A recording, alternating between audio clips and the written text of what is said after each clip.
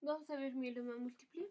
Mieloma múltiple es una proliferación de células plasmáticas que producen inmunoglobulinas, pero nada más de un tipo, nada más de la inmunoglobulina que esta célula plasmática está produciendo.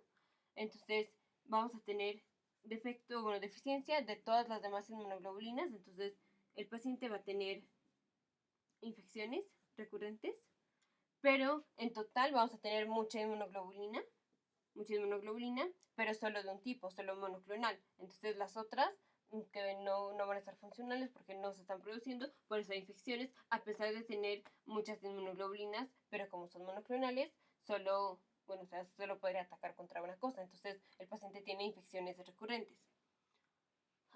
También el tener muchas inmunoglobulinas es por células plasmáticas, pero las células plasmáticas liberan interleucina 6 y la interleucina 6 aumenta la expresión del receptor RANK que está en los osteoclastos y finalmente los osteoclastos entonces destruyen al hueso.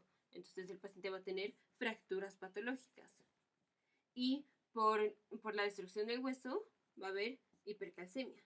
Entonces el paciente se puede presentar con constipación o síntomas neurológicos, síntomas psiquiátricos como confusión. Entonces lo primero que hacemos para el calcio es solución salina normal y para las fracturas vamos a dar bisfosfonato, aunque se va a tardar como 2 o 3 días para hacer efecto. En rayos X vamos a ver las fracturas, pero si seguimos sospechando de mieloma múltiple y en rayos X no vemos nada, podemos hacer una tomografía computarizada, el CT scan, o el PET scan, la tomografía por emisión de positrones. En un scan de hueso con tecnecio marcado no vamos a ver nada porque esto detecta lesiones osteoblásticas, o de actividad de osteoblastos, y aquí tenemos actividad de osteoclastos. Luego entonces el paciente puede tener daño renal por las inmunoglobulinas, se depositan las cadenas de las inmunoglobulinas y lleva a amiloidosis. De hecho puede presentarse hasta como un síndrome de Fanconi, pero pues en el adulto. Y finalmente a veces al paciente se le tiene que hacer diálisis. Las proteínas, las cadenas ligeras de la inmunoglobulina, se van a filtrar en la orina y son las proteínas de Pence-Jones. Estas proteínas no son detectadas con la tira reactiva de la orina que se pueden hacer los pacientes, en donde pueden detectar proteinuria o así. Esto no lo va a detectar esta tira reactiva porque solo detecta albúmina. La proteína que detecta cuando vemos albuminuria en la tira reactiva es albúmina, no cualquier proteína. Entonces esto no lo vamos a ver en estas tiras reactivas. Entonces hacemos electroforesis de proteínas, puede ser en orina o en suero, y en ambos vamos a ver el aumento en las proteínas de Bence-Jones. En electroforesis del plasma vamos a ver, primero lo normal es tener un pico de albúmina, luego alfa 1, alfa 2, beta 2, microglobulinas y luego las inmunoglobulinas. En pacientes que tienen el pico M es porque las inmunoglobulinas están altas. Y estas inmunoglobulinas pueden ser IgM en macroglobulinemia de Waldenström, o en mieloma múltiple es IgG o IgA, más común IgG. Entonces estos pacientes van a tener el pico M en la electroforesis de proteínas. Esto es lo primero que vamos a hacer, la electroforesis, pero para confirmar el diagnóstico sería con biopsia de médula ósea y ver que hay más del 60% de células plasmáticas. A veces vamos a encontrar que las células plasmáticas tienen inclusiones, que son las inmunoglobulinas, y son los cuerpos de Russell. También el aumento en las inmunoglobulinas y la interleucina 6 y todo esto lleva a que los glóbulos rojos se agregan, se pierden cargas negativas, entonces se pueden juntar más y entonces se sedimentan más rápido. Entonces la prueba de velocidad de sedimentación globular va a estar aumentada. Y también otros reactantes de fase aguda por la inflamación que tiene el paciente. Vamos a tener las inmunoglobulinas, pueden estar obstruyendo también al túbulo contorneal proximal y así. Los pacientes se van a presentar generalmente con las fracturas y con los trastornos psiquiátricos del calcio. Entonces, no nada más tratamos la neoplasia, sino también el calcio y las fracturas. Para tratamiento de mieloma múltiple, damos melfalán, talidomida o lenalidomida, que son inhibidores del factor de necrosis tumoral. Podemos dar bortezomib, inhibidor del proteasoma.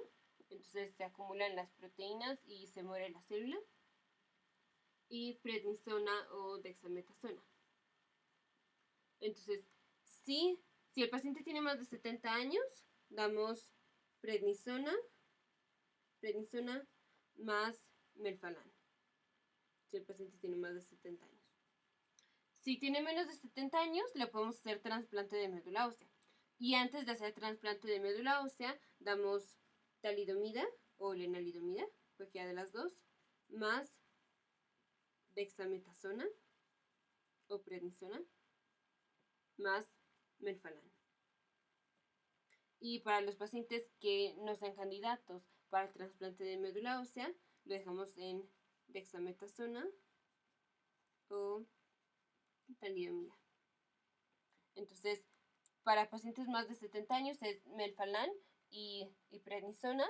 Para pacientes que no son candidatos es prednisona y talidomida o lenalidomida. Y pacientes que van a tener trasplante de médula ósea, primero les damos melfalán, prednisona y talidomida. Y después ya el trasplante de médula ósea. Los efectos adversos de los medicamentos va a ser bortezomib, produce síntomas neurológicos, al igual que talidomida y lenalidomida. Y bueno, todos los efectos de estar tomando los esteroides. La otra cosa es las proteínas en el suero van a estar aumentadas, digamos van a ser más de 7, pero en total las proteínas están aumentadas con albúmina disminuida. La albúmina va a estar un poquito disminuida. Entonces esto es el que se llama un aumento de gap de proteínas a albúmina. Vamos a tener más proteínas, pero menos albúmina. Generalmente más de 3 gramos de inmunoglobulinas. Y la otra es vamos a tener disminución en el anion gap. El anion gap lo calculamos como la concentración del sodio menos la concentración de cloro, y de bicarbonato. Entonces, las inmunoglobulinas, específicamente IgG, es un catión y los cationes aumentan los niveles de los aniones cloro y bicarbonato. Entonces vamos a tener más cloro y más bicarbonato. Y esto va a llevar a que el anion gap, que es sodio menos cloro y bicarbonato, va a ser un número más chico porque este número está aumentando. Entonces por eso en mieloma múltiple tenemos una elevación del gap de proteína albúmina y una disminución del anion gap, del gap de los aniones. Entonces, en mieloma múltiple tenemos una proliferación neoplástica de células plasmáticas con solo un tipo de inmunoglobulinas, es monoclonal, entonces el paciente tiene infecciones, puede tener sangrado, y tiene los encuentros CRAB. CRAB es hipercalcemia, daño renal, anemia y las proteínas de Bence-Jones. Con el trasplante de médula ósea se pueden curar los pacientes. Los que no son candidatos se les da talidomida y dexametasona. Si tiene más de 70 años es prednisona y melfalán. Y si va a ser candidato para trasplante de médula ósea damos melfalán, talidomida y prednisona. Para confirmar el diagnóstico se hace con biopsia de médula ósea, pero lo primero que hacemos cuando sospechamos esto va a ser la electroforesis de proteínas, y hay que ver si el paciente no tiene hipercalcemia, sino para tratarla, y fracturas de hueso.